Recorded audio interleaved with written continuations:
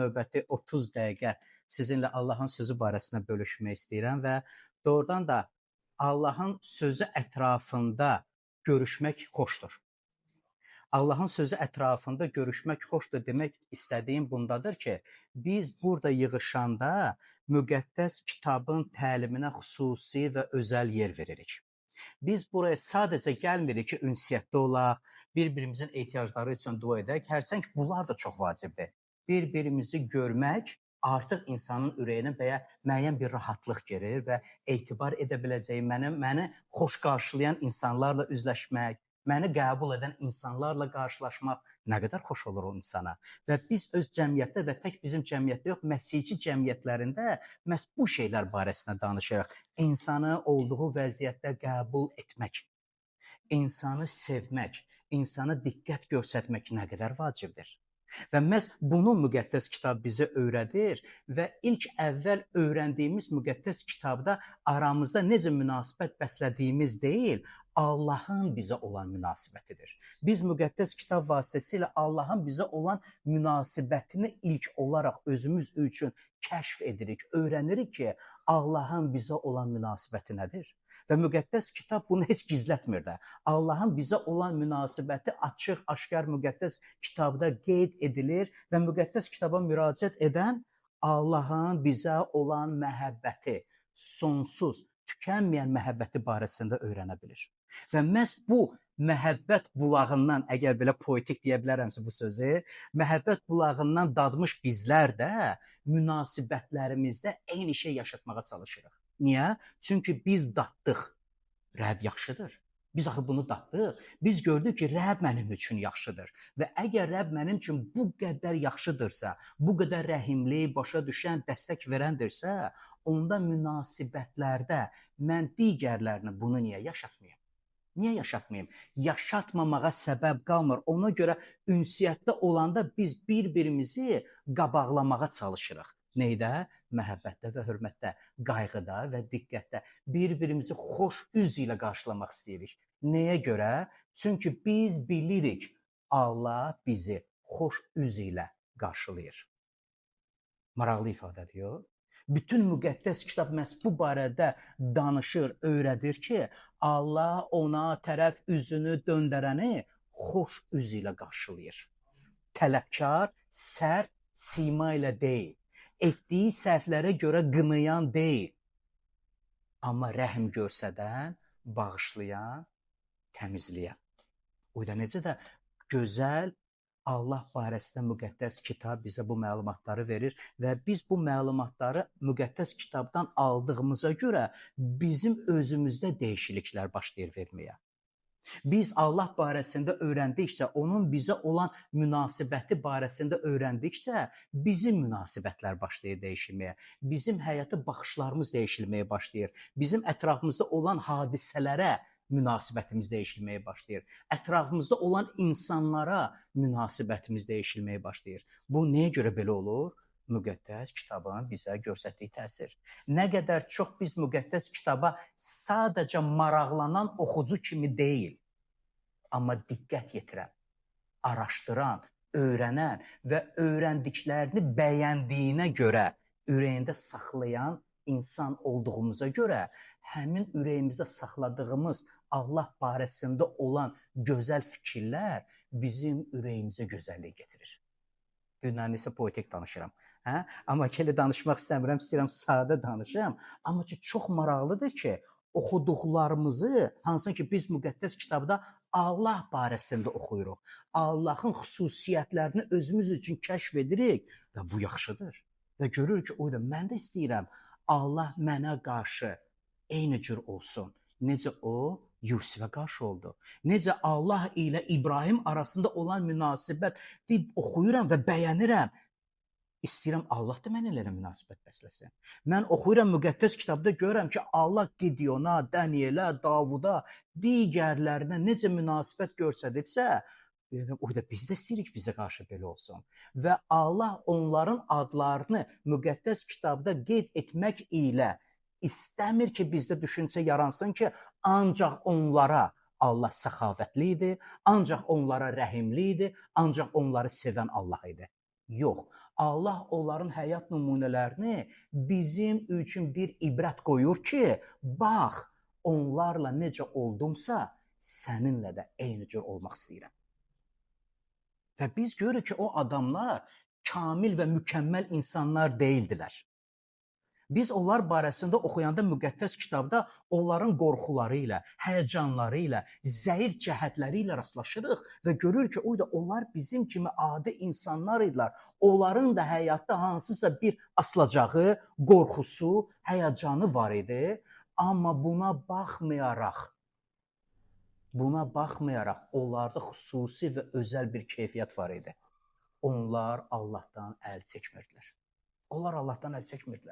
Onlar Allah ilə ömür yaşamağa qərarlı idilər. Onlar hər bir işlərində Allahla bərabər görmək istədikləri onların həyatına müsbət, o xoş dəyişiklikləri getirdi. Və biz müqəddəs kitabı öyrəndikcə görürük ki, əslində bu daxili yenilənmə, daxilən dəyişilmə bizim ibadətimizin, Allaha etdiyimiz ibadətin mahiyyətini təşkil edir. Və Allah bunu edir. Allah onların həyatında onların düşüncələrini və ürək niyyətlərini saflaşdırdı və onları dəyişdirirdi, tədricən dəyişilirdi. Heç bir kəs, kimin ki adı müqəddəs kitaba düşüb, heç bir kəs bir gecə içində dəyişilmədir. Allah səbir ilə onlarla bərabər idi. Bəzən biz özümüzə deyil, amma ki yanımızdakına daha çox tələbkar ola bilirik ki, tez dəyişilsin. İndi dəyişilsin, sabah son müddət qoyuram onda dəyişilsin. Mən deyirəm, yox, belə tələbləri qoymayaq da. Çünki özümüz üçün axı etmirik. Biz özümüzə qarşı rəhimli, digərlərinə qarşı isə tələbkar oluruq. Mən deyirəm, yox, bu insana xeyir vermir axı. Və biz baxırıq ki, Allah heç bizə belə tələbləri qoymur, amma başa düşür, dəstək verir, təşviq edir və bizi təciz edir ki, biz yenilənək. Allahın bizə verdiyi təcizatı biz müqəddəs kitabdan öyrənirik və görürük ki, hətta gözəl avazlı səslənən ibadətlər edən şəxsin ürəyində saflıq, xoş niyyət yoxdursa, onun etdiyi gözəl səslənən, gözəl təşkil edilən ibadət batil olur. Çünki Allah insanın ürək niyyətinə baxan Allahdır. Allah üçün bu vacibdir. Biz ürəkdə necəyik, biz düşüncələrdə necəyik, özümüzü insanlar qarşında görsədən deyil, ürəkdən necəyik. Adətən bu mövzuda danışanda özümü nümunə götürürəm və deyirəm ki, əgər mən də Allah haqqında, Allahın bu gözəl xüsusiyyətləri barəsində sizinlə bölüşərək öz ürəyimdə o gözəlliyi yaşatmıramsa, bu barədə danışmağın mənə nə xeyri var? Özümü aldatmış olmayacam mı? Yox, Allah yaxşıdır. Müqəddəs kitab deyir, Allah yaxşıdır. Bütün müqəddəs kitab səhifələrində Allahın xeyirxah, sevən, sədaqətli, etibarlı, vəfalı olması barəsində danışılır və istəyir ki, biz sadəcə onu alaq kimizə, Allahın yaxşılığını və Allahın yaxşı olduğundan zövq alaq. Allahın yaxşı olduğundan zövq alaq və nə qədər biz çox zövq alırıqsa, o qədər də görürük ki, bizim düşüncələrimiz başlayır dəyişilməyə. Bizim düşüncələrimiz dəyişildikcə görürük ki, bizim ürək niyyətlərimiz başlayır dəyişilməyə. Münasibətlərdə ürək niyyətlərimiz özünü göstərməyə başlayır. Hərəkətlərdə, münasibətlərdə biz bunu başlayırıq göstərməyə. Niyə? Çünki Allahın yaxşı olduğundan zövq alırıq. Allahın yaxşı olduğundan zövq aldığımıza görə o xüsusi, ali keyfiyyətləri öz içimizə almış oluruq.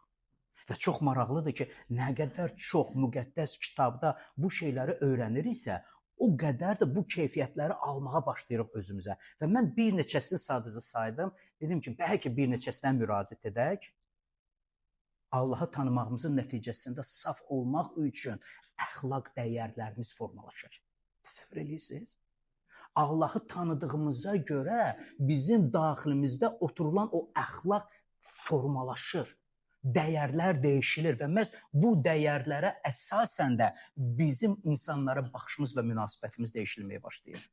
Allahı tanımağımız nəticəsində hər cür haqsızlığı və günahı özümüzdən inkar etməyə başlayırıq. İstəmirik etməyə. Haqsızlıq etmək istəmirik. Kiməsə zərər vurmaq istəmirik. Nəyə görə? Çünki biz yaxşıyıq? Yox. Çünki biz bilirik Allah yaxşıdır. Allah sevəndir, rəhimlidir, o gözəldir və Allahın gözəlliyindən zövq aldığımıza görə biz başqasına zərər vurmaq istəmirik. Və çox maraqlıdır ki, bu bizə daxilən təsir edir. Bunu belə üzdə etmək olmur. Bəlkə bir dəfə eləyəcəksən, 2 dəfə alınacaq, alınmayacaq. Bunu daim belə maskalanmış özünü belə göstərmək alınmır. Allah bizim daxili təbiətimizdə işləməyə başlayır.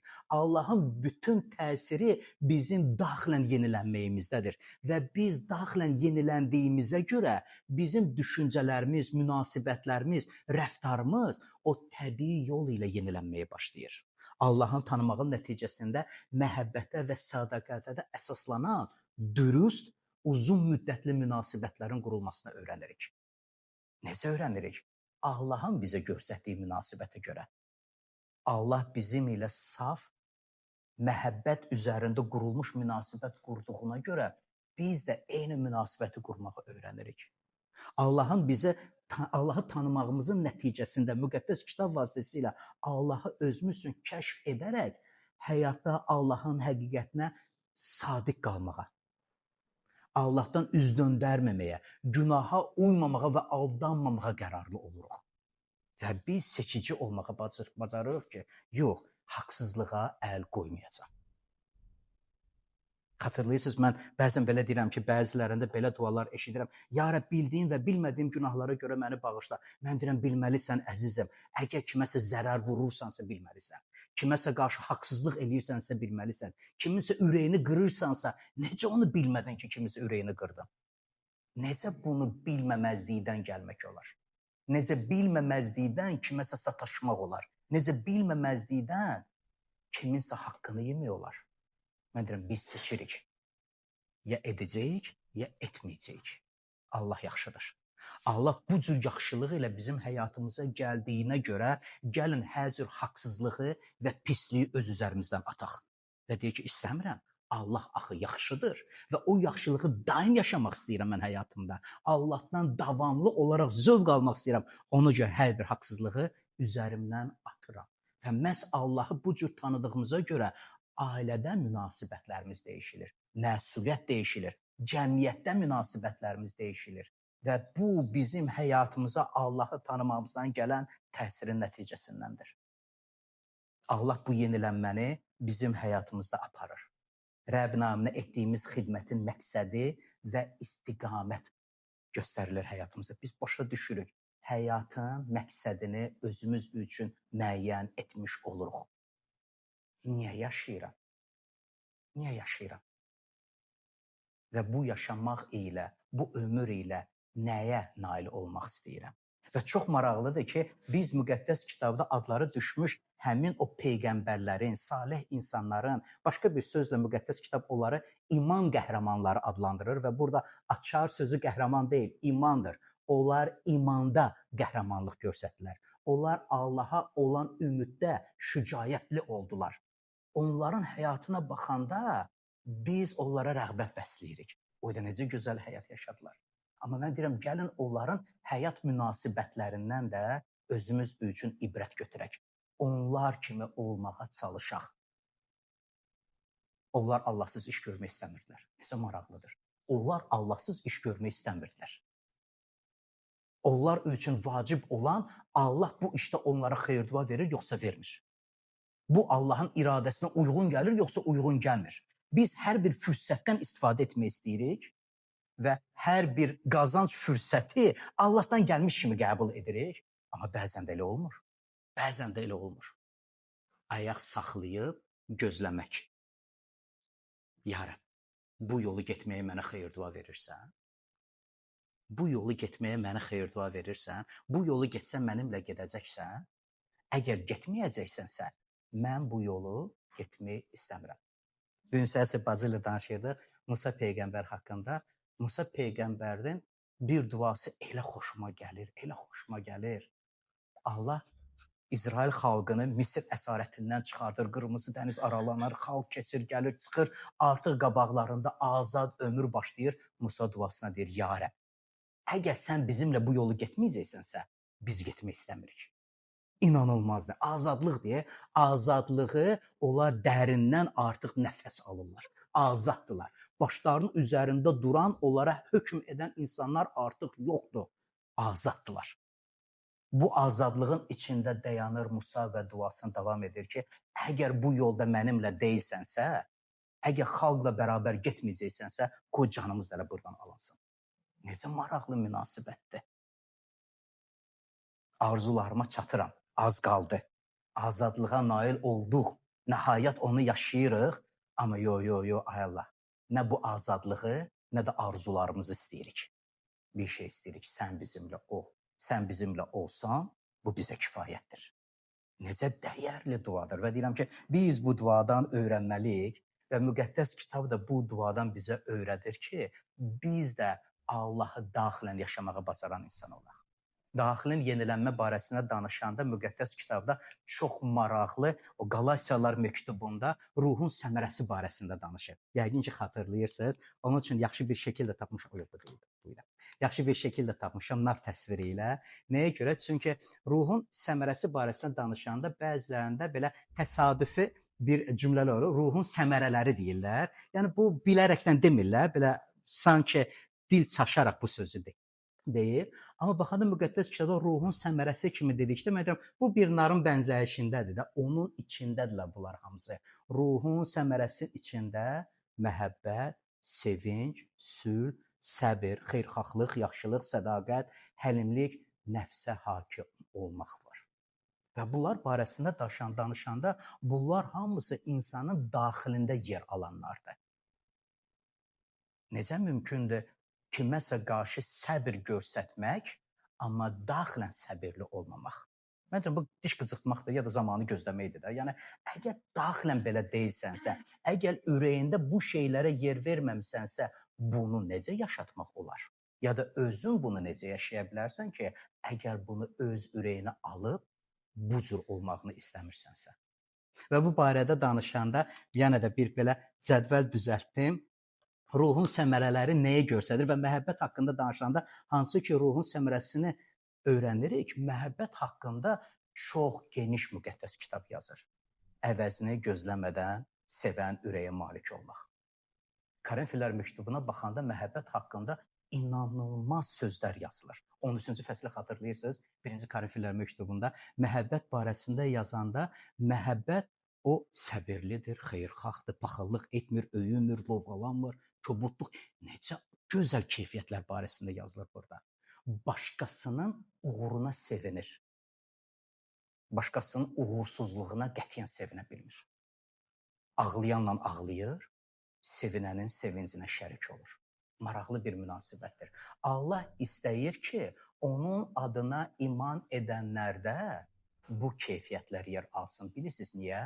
Çünki bu keyfiyyətlər Allahın özünə aiddir.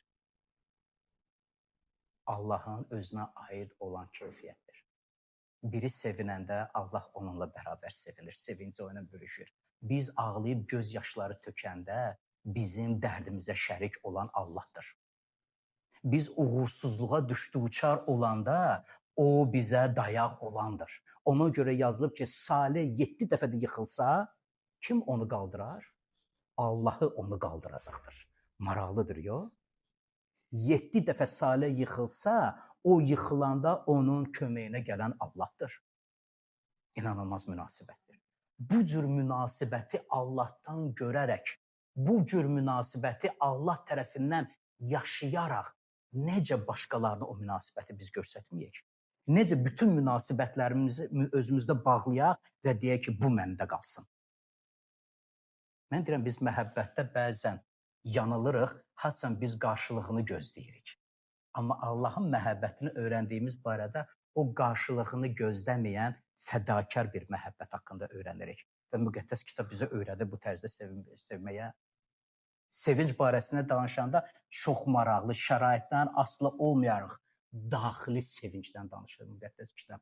O daxili sevinc Məsihi tanımağımıza aiddir. xilas olmağımıza bağlıdır. Mən harada olduğumdan asılı olmayaraq Rəbb mənimlədir fikrində möhkəm dayanandır. Bu fikir aydındır. Harada olduğundan asılı olmayaraq Rəbb səninlədir. Bilirsiniz niyə? Çünki o vəfalıdır və o sadiqdir. Və biz bunu Yusifin həyatında görürük. Biz bunu Danielin həyatında görürük. Biz Şedrax, Mesaq və Avdinagonun həyatında bunu görürük ki, Allah onları heç bir şərt ilə tərk etmirdi. Onları atəşə atanda biz oxuyuruq bu hadisələri. Allah onlarla atəşə girirdi. Daniel peyğəmbəri aslanlar yuvasına atanda quyusuna üzü istəyirəm. Allah onunla oradaydı. Yusif qardaşları tərəfindən xəyanət edilərək satılanda Allah onunla bərabər idi. Allah özünkülərini tərk etmir. Deyirəm, bu fikir nə qədər güclüdür. Bu fikir o qədər bizdə yer alır ki, həyat çətinlikləri qarşısında sınmırıq. Nə qədər insan həyat çətinlikləri qarşısında sınır.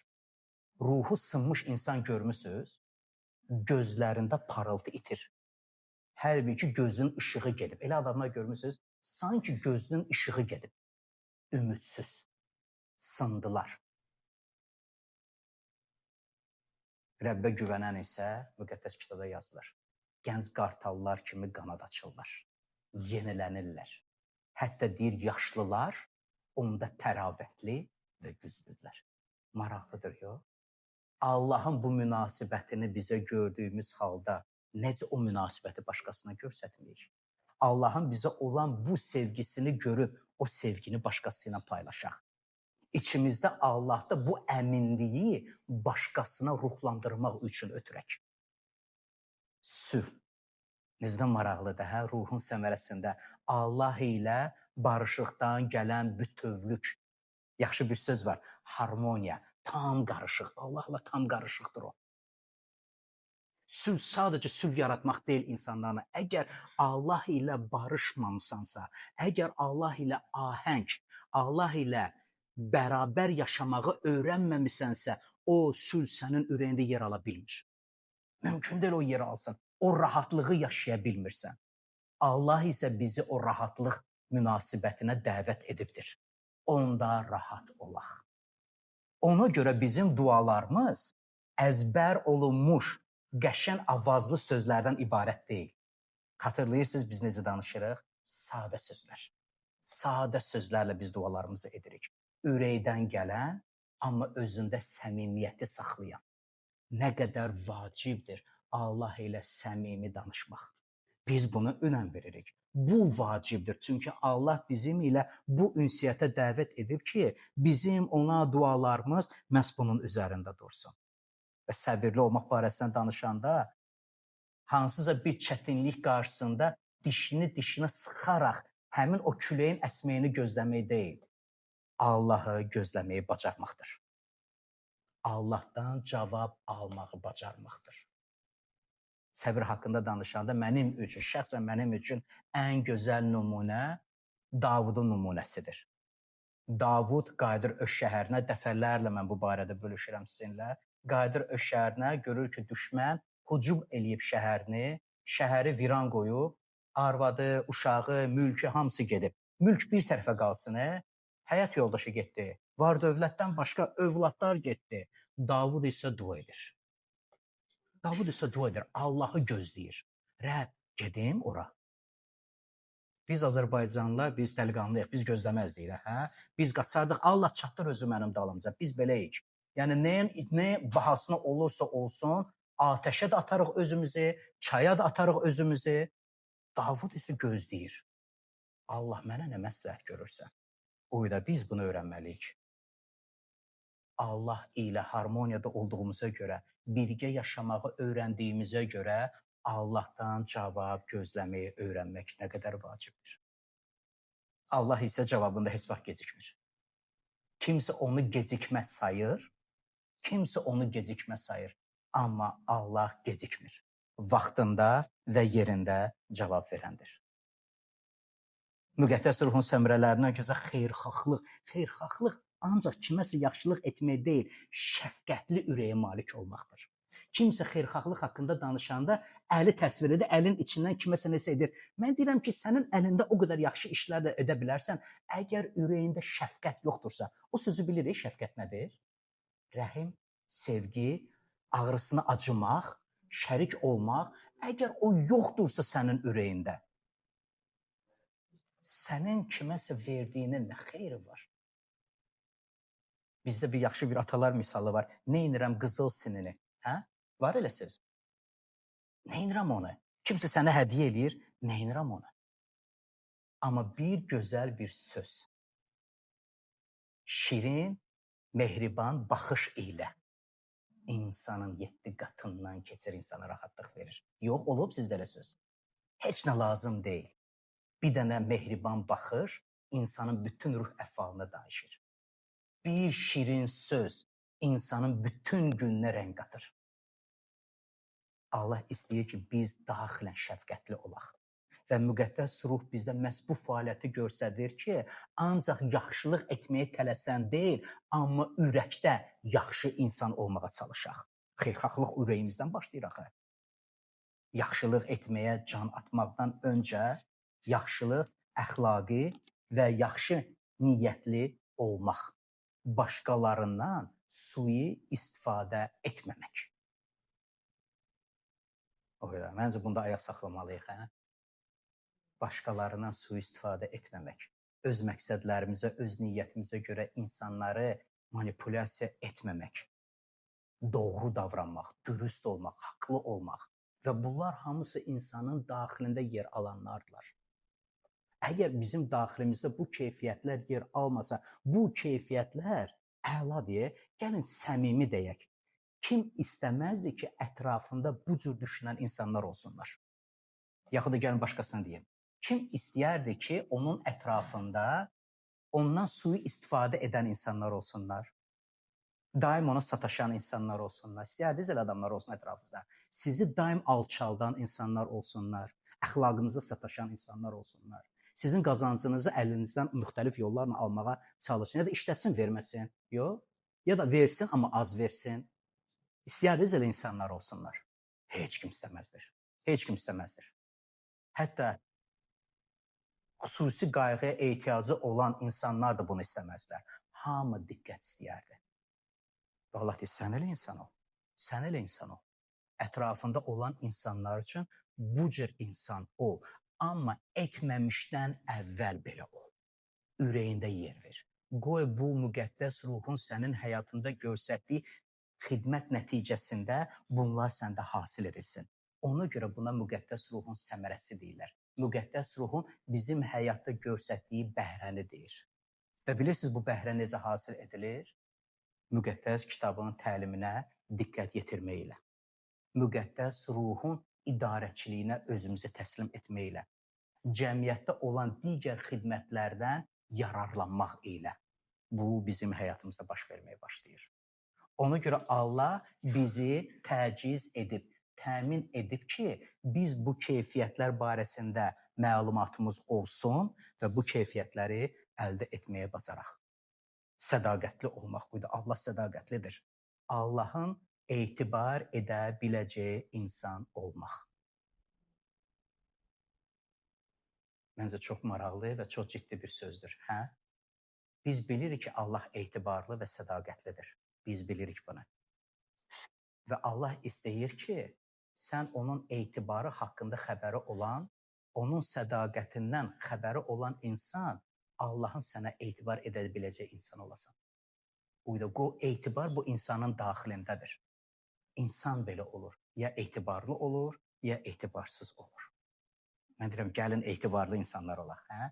Gəlin etibarlı insanlar olaq və necə biz etibarlı insan ola bilərik?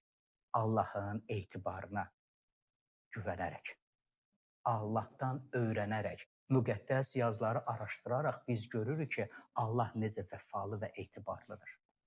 Biz bunları müxtəlif peyğəmbərlərin və salih insanların həyatında gördüyümüz qədər də İsa Məsihin müjdələrdə qeyd etdiyi xidmətlərdə bunu görürük. Biz bunu həvarilərin məktublarında görürük. Onların sədaqəti, onların insanlara olan münasibəti, davranışı və rəftarı barəsində öyrənirik və bunlar hamısı bizim üçün bir əyani vəsaitdir ki, onlardan özümüzə ibrət götürək. Ona görə müqəddəs kitabı oxuyanda öyrənmək üçün oxuyun, təqlid etmək üçün oxuyun, elə insan olmaq üçün oxuyun. Özünüzü müqəddəs ruhun həyatınızda göstərdiyi fəaliyyətə təslim etməyə öyrənin. Bilirsiniz necə öyrənə bilirik? Dualarımız ilə. Dualarımızla dua edəndə səhəri başlayanda qaçaraqdan günümüzü başlamırıq ki, vay gecikdim, vacib olan işlərim var. Duada vaxt ayırırsan, duaya vaxt ayırırsan və Allahdan günün üçün xeyir dua istəyirsən. Bütün planların, bu gün ərzində gördüyün işlər barəsində danışanda Allahın iradəsini istəyərək Allahdan xeyir duanı gözləmək nə qədər vacibdir. Tələsməyin. Gününüzü başlamağa tələsməyin. Yaxşı? Yəni, hər şey çatdıracaqsınız. Amma ayaq saxlayıb Allaha müraciətinizi mütləq edin. Gününüzü qoy Rəbbin etdiyiniz dualarla başlasın. Kəlamı oxumaqla başlasın. Çünki nə qədər çox kəlamı oxuyursunuzsa, o qədər çox bu keyfiyyətləri özünüz üçün götürürsünüz. Və bunların sonunda nəfsə hakim olmaq, öz istədiklərini idarə etməyi bacarmaq. Bunu bizdə hasil edir ki, biz öz istəkləri ilə idarə edilən insan deyil, amma Allahın bizim üçün olan xoş və kamil iradəsinə görə ömür yaşamağı bacaran insanlar olaq. Məncə bu barədə danışsaq, bu bitməyən və sona çatmayan bir mövzulardır və bu haqda çox danışmaq olur. Çünki Allah yaxşıdır. Və Allahın yaxşılığını biz müqəddəs kitabda ancaq bazar günləri ümumi toplaşanda öyrənə bilmirik. Müqəddəs kitab əl çatandır. Hamımızın evində müqəddəs yazılar var. Oxuyun. Oxuyun. Allahın gözəlliyini burada seyr edin. Allahın sədaqəti barəsində öyrənin və nə qədər çox öyrənirsinizsə, o qədər də ürəyiniz tox olur. O qədər də ürəyiniz tox olur. O qədər də sizin ruhunuz sağlam olur. Bilirsiniz, Allah sizə necə münasibət göstərir və bilirsiniz ki, siz necə başqalarına münasibət göstərirsiniz. Qoy Rəbb sizə xeyir dua versin. Vaxtımız çatır, bitir. Ona görə də ki, yekunlaşmaq istəyirəm və ümid edirəm ki, sizinlə bölüşdüklərim sizin həyatınıza müxtəlif bir təsir getirir və fayda verir. Keçən həftə Efeslər məktubu 2-ci fəsil 19-cu ayədən bölüşürdüm sizinlə ki, Allah bizi özü ilə ünsiyyətə dəvət edəndə çox maraqlı və dəyərli sözlər var. Biz yad və qərib deyilik. Maraqlı bir yanaşmadır. Allah bizi özü ilə ünsiyyətə çağıranda sadəcə müvəqqəti, müəyyən bir müddət üçün, müəyyən bir zaman üçün və yaxud da ki, hansısa işi görmək üçün dəvət etmədi. Müqəddəs kitaba əsasən Allah bizi əbədiyyətə qədər dəvət edir. Çünki əbədiyyətdən sonra zamana ehtiyac qalmayacaq. Əbədi olaraq səni sevdim. Müqəddəs kitabda Allah bunu deyir. Və deyirəm, gəlin Allahın bizə olan bu xoş münasibətini görəndə ürəyimizi sərtləşdirməyək. Yox, ürəyimizi yumuşaldaq. Bu qədər. Qoy Rəbb sizə xeyir dua versin.